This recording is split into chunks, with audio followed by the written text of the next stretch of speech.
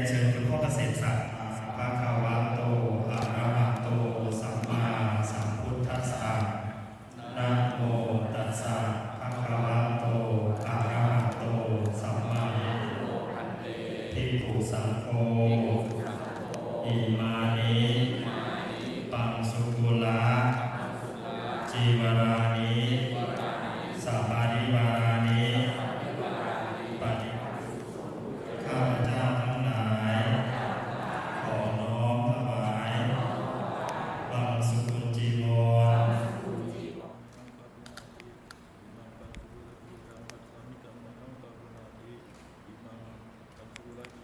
ถวายปัจจัยเครื่องใช้ธรรมกระผม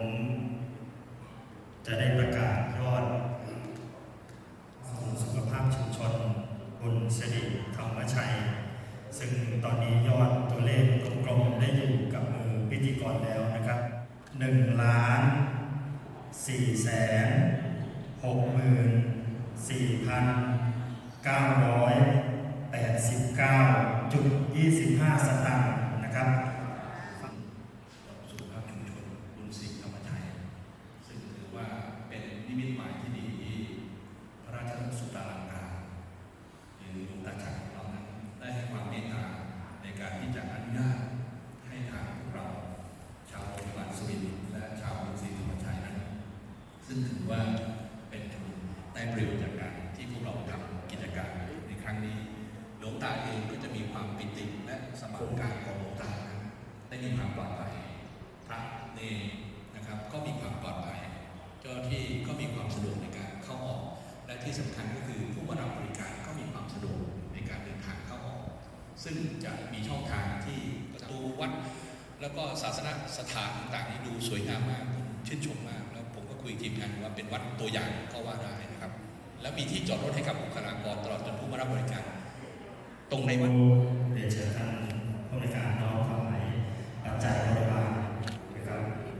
ซึ่งเป็นบริวารของการทอดผ้าป่านะครับเมื่อน้อมถวายเป็นพระสงฆ์แล้วนะครับพระสงฆ์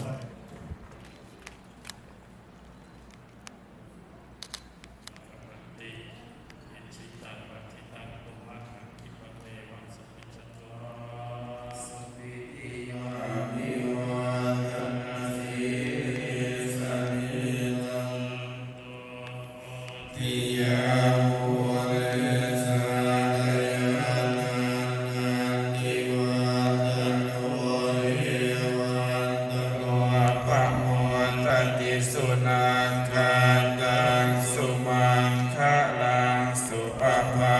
ดังสุโหตุสัมปะ